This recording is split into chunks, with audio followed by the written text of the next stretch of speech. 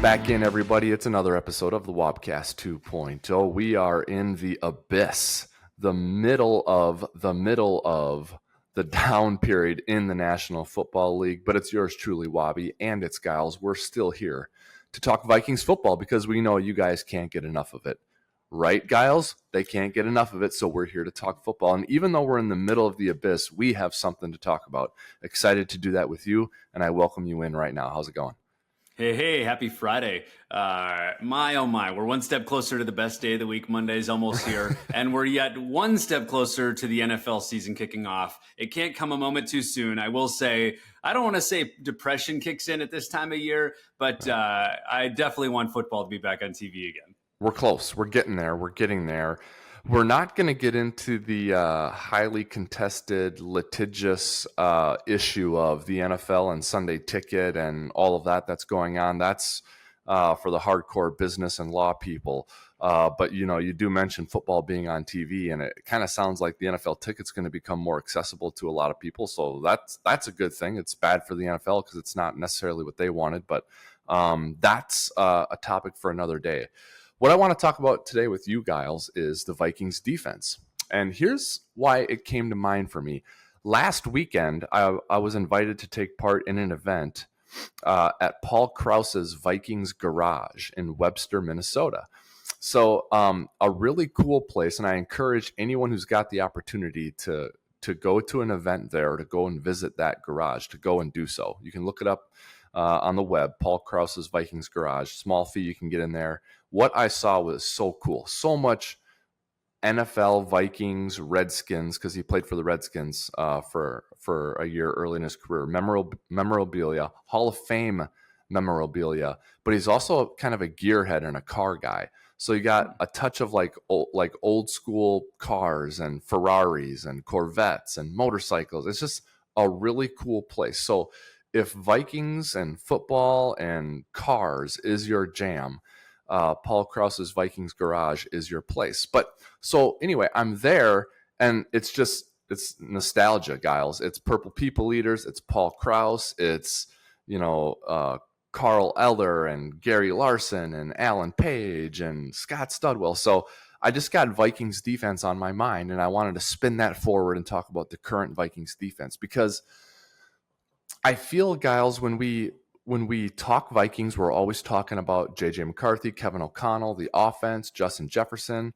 And when I listen to others talk about the team, like Sirius NFL Radio and Vikings fans call in, and they're talking about how we're going to do this year, and it's like, I feel great about the offense, and Justin Jefferson this, and our defense is pretty solid, and then this and this and that. And I'm like, is the defense pretty solid? Because I think, I'm not saying they're not going to be, but I'm saying let's not forget when the season ended how much work we thought needed to be done on the Vikings defense. I mean, I think the Vikings defense was an area that we felt like needed some personnel improvement and some production improvement. And I don't know, they've done a lot of work on it personnel-wise, especially at the second level, but I still think they have some ground to make up there. And so I wanted to talk about that with you today. So I'll sort of toss it over to you from there. When you look at what the Vikings have done and where they're at heading into camp, how are you feeling about the defense? Yeah, I mean, you know me, I'm a relatively optimistic personality. So I like to look at what could go well here while also being somewhat realistic about the downsides of what we're bringing into the NFL season here. And we made a few changes when it comes to the defensive line. I think we should definitely start there. And although I am a big proponent of those changes, I think those are the exact changes we need to make. I will say that I was skeptical going into the offseason that they weren't going to have good pressure, and I have completely reverted my posture on that they made the right changes to be able to get pressure up front. But anytime you are making systemic changes when it comes to your defensive line, the core group of how you're going to go get pressure, that's an opportunity for things to fail, right? So I think it's important to note here that it's not going to instantly be great day one, at least automatically. I hope it clicks pretty quickly. But there's going to be an acclimation process. But once the acclimation process is done,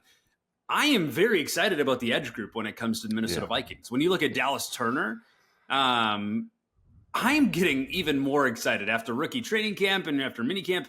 I am very excited about what he can put on the field. He is quite versatile. I think he'll fit incredibly well into the Brian Flores defense. And that's not even to mention Jonathan Grenard or Andrew Van Ginkel. Now, Andrew Van Ginkel, I believe, has a foot injury he's dealing with, and there's a chance that he doesn't step onto the field right away in training camp. So I think that's important to note. But when you have three solid dudes when it comes to rushing the passer on the outside, that is something that cannot be ignored. And I think, we've beat this dead horse a million times, but the issue with the Minnesota Vikings defense last year was not that they weren't good. It was that we were predicated on the illusion of pressure.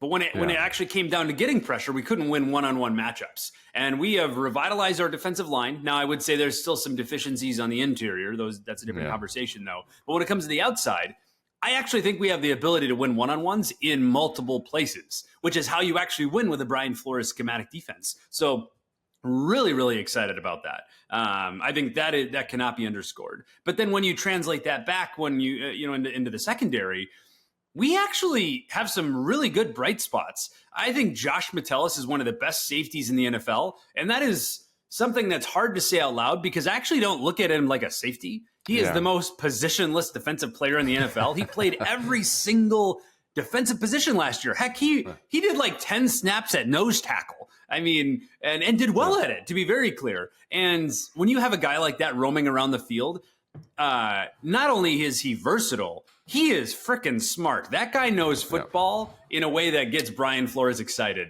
which I'm excited about as well. So when you pair that with Harrison Smith, and when that's not even to mention your linebacker room, when you look at Blake Cashman paired with Ivan Pace Jr., I mean, you tell me if you're hearing differently, but I'm hearing that Ivan Pace Jr. is prepped to wear the green dot. Day one, which I am very excited about in year two for him. Excited to see him take a step forward. The only deficiencies that I really see on our defense is defensive line on the interior side of the fence. When I think about a cornerback, although do I think it's a bright spot? No. Do I think it's a concern? That doesn't keep me up at night. So as long as we can get interior run stopping ability, I actually think we're going to be quite serviceable as a Minnesota Vikings defense. Yeah, I think my concern, I'm going to echo that. My concern is getting bullied. Mm-hmm. And not in like the Vikings are cowards type of way. Just in a, Brad Childress would always say, mass kicks ass. And I just think there's just not, unless a couple of guys prove us wrong, there's just not like now. I was just looking at Jerry Tillery. Okay. He's 6'6", 300 pounds. I mean, former first round pick out of Notre Dame. So that's an example. That's a potential blind spot for me there, Gyles, because I know him. I'm familiar with him. I've seen him. I've probably watched tape of him by virtue of watching an offensive lineman or watching one of his old teammates or preparing for an opponent that the Vikings had. But I haven't studied him and I don't know him well. So that's a potential blind spot for me. Jerry Tillery could come in here and just start whooping people's tails and prove us and me wrong, But so I'm not giving him no chance to be good in this area. I'm just saying it's a potential blind spot for me or a potential place where they're just not very good. And Harrison Phillips, awesome guy, has had a really good career, but how much more does he have? As a nose tackle. Jonathan Bullard, we talked about him going into last year. He's awesome if he's a rotational guy for you, but if he's a starter for you, I don't know that he's awesome. So I think we're very much aligned here in terms of if you look at the frontline players, on defense, where are they good and where are they not? You and I are aligned here that we feel good at edge rusher. We're optimistic about those inside linebackers, Blake Cashman and Ivan Pace. And we can deal with these corners, right? I mean, we can deal with it, yeah. And the safeties are very good, but yeah, it's the meat. It's right in the middle, and it's third and short or fourth and inches, and they're coming at you with an inside run, and can you stand up and hold up in that area, right? Backed up, you're trying to defend the goal line. for 3 straight plays. Can you keep them out of the end zone? That's just where and the problem there is, and maybe correct me if you see it a different way, but if you have deficiencies with athletes and out in space, or deficiencies with pass rush, deficiencies pressuring the quarterback with blitzes, I think you can get creative with athletes, and you can have not as great of athletes, but find a way to cover up some talented passing games. If you're deficient on the interior on your defensive line and it's 3rd and short, there's no creative way to get tough, strong, and hold them off. You're just going to get run over. So that's really my biggest and really only concern on defense is up front. And I know there's a possibility that we're wrong and guys are going to impress them and they're going to impress us and they're going to be fine there. There's a chance, though, that we're right. And if we're right about that, I think it's a significant problem. And I don't know what you would do mid-training camp or mid-season to get better there. That's a great question. I mean, I know we've loosely talked about this before, but I mean, as of today, which is June 28th, 2024, the Minnesota Vikings in totality have $26.2 million in effective cap space. And I know we are a little bit light when it comes to draft picks. So that's a comment there. But not only do we have $26.2 million in effective cap space right now, when you head into 2025, I believe we will have, where is it? $159 million in effective cap space next year. So if you're looking to go beef up, I mean, if you're trying to time your Super Bowl window, why not try to go acquire an absolute stud of an interior defensive lineman right now, pay him, backload the contract, and beef that up? I mean, if you added a stud in the interior, you would give ourselves the best defensive line in football.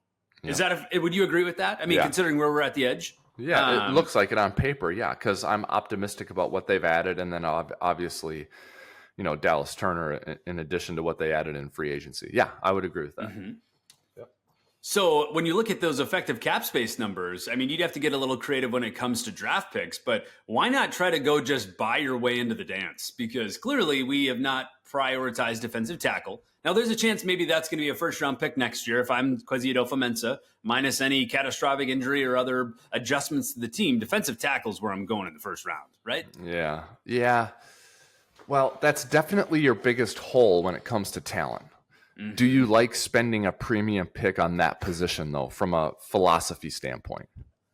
Philosophically, no, but I am also a kind of a meat and potatoes kind of guy. I think your lines are what going to bring you to a Super Bowl besides a quarterback, right? And our offensive line is emerging. There's obviously a few things for us to tweak there, but we're not a train wreck anymore, I don't think. And defensive line, I mean, you got to do that if you want to essentially go chase a championship. And when you look at our defense last year, we struggled when it came to 3rd and shorts in the run, right? For all the reasons that you mentioned. And if you're trying to go be a great red zone defense, you need to make sure that they have to throw the ball.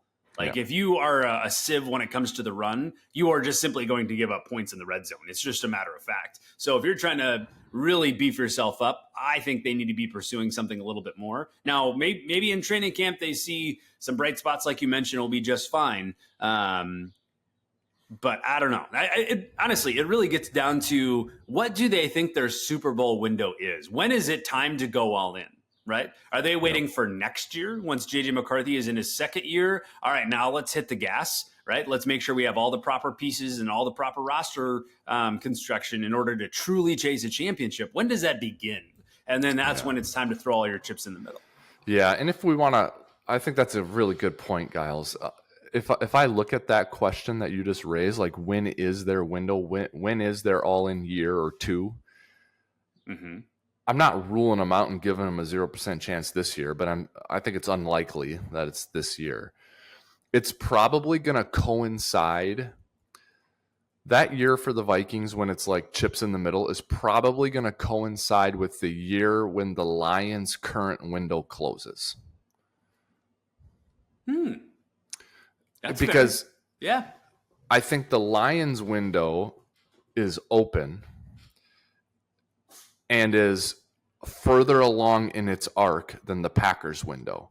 And I don't think you can have three teams in the same division saying this is our Super Bowl window, push them all in and win it now. That's just probably not going to be the case. So I think when the Lions closes is when the Vikings have their opportunity to open theirs. Theirs will be open at the same time as the Packers. It's not going to be this year, therefore the earliest it can be is next year. And I do think it'll be when J.J. McCarthy is playing, not when Sam Darnold is playing. So to me, it's next year and the year after, and maybe the year after that is when I think it is, which gives them time to do exactly what you said, which is buy your way into being better on the interior. Now, you're going to have to save some of that cap and cash to extend some contracts, right? Like your left tackle. Brian O'Neill. And Brian O'Neill. Yep. So Darrison O'Neill, you're going to want to extend and keep. And you're probably going to want to spend a premium draft pick on the interior of the offensive line as well as the defensive line, I'm guessing, because you're going to want to be better up front on offense as well. So,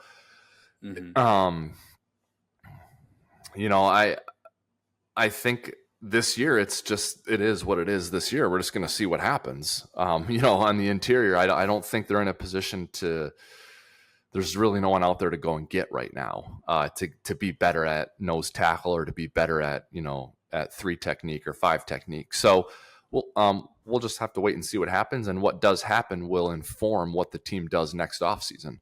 But it's interesting. You mentioned investing a big free agent contract into this position to get better. One of the radio shows I listen to a lot is on Sirius NFL Radio. It's in the afternoon with Pat Kerwin and Jim Miller, and they do a great exercise where they evaluate every position room of every NFL team and they give them a number grade. And Pat Kerwin, who was an old GM of the Jets, says, I look at these teams and they have the same grading scale for every position. And, sometimes if you have a 16, you can win the linebacker room with a 16, but if you want to win the edge rushing room, you got to be up in the 18, 19, 20. And he's like, I'm looking at these teams that we're grading at 18 or 19.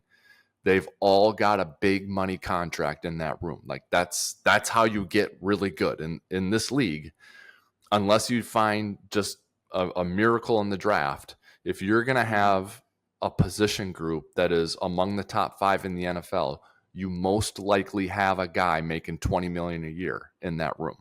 And that's kind of the point you're making, Gyles, about how the Vikings get better at defensive tackle. 100%. And I mean, if the 49ers were open to trading for Jaquan Hargrave, I would send the bank over there, right? Right. At least I think I would. And I'm maybe being a little bit bullish and bearish at the same time. But I do think a guy like that is how you build a solidified defense, right?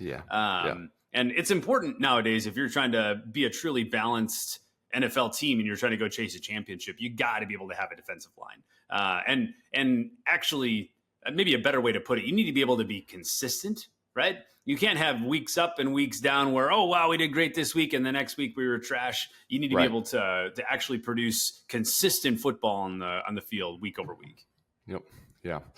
Yep, exactly. And that's, so that's what I wanted to talk about with you today. And it was just so cool being in Paul Krause's garage, and he's got Purple People Eater stuff up there. And the Vikings had such a great defensive line in the late 60s and the 70s with Bud Grant and, leading the way. And it's like, man, if you could get like a modern day version of that, like it would be really fun to watch that.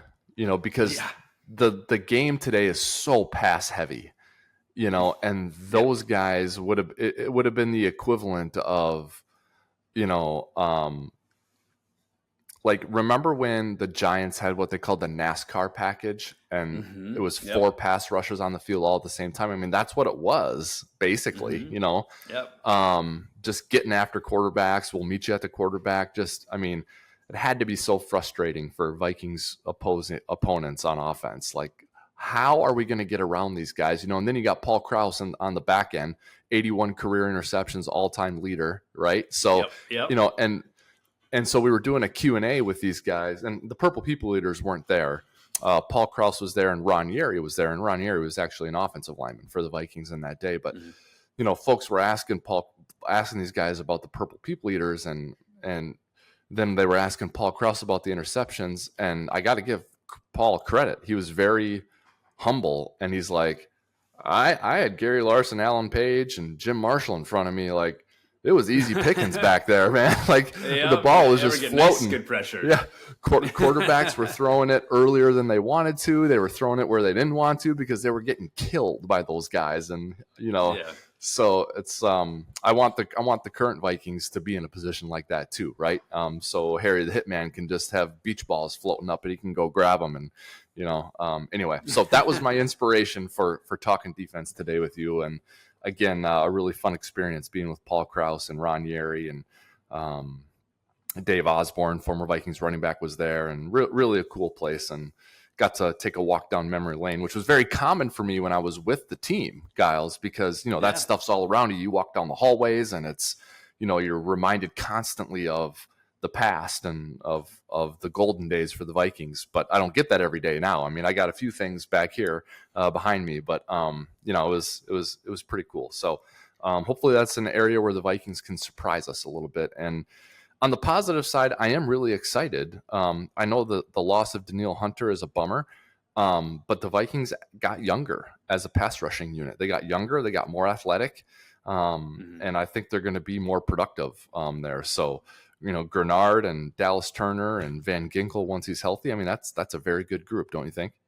That's a lethal group. I completely agree. Yeah. And honestly, if they can really, truly put the performance that I think they need to put down on the field, I think they're going to pay true homage to the former Minnesota Vikings Purple People Eaters. Yeah. I mean, it truly, like, if they perform in the way that I think they can, we're going to be a freight train on the field. I'm really excited about it. Yep. And hopefully they're playing with a lead and the offense can do its job, because when you're playing with a lead on defense, you can pin your ears back and get after the passer. So hopefully that's what will happen for the Vikings. But that's going to do it for our episode today of the Wobcast 2.0. We thank you for listening. We want you to like, follow, and subscribe. You can do that wherever you find all of your other favorite podcasts. So make sure you go and do that. And once you do, we'll see you on the next episode of the Wobcast 2.0. Might be hard to put one together next week, Gyles, with the 4th of July, but we'll be back in not too long, and we'll keep talking Vikings football, and it'll be time to preview training camp. Before you know it, that is right around the corner. So Gyles and I will be excited to do that.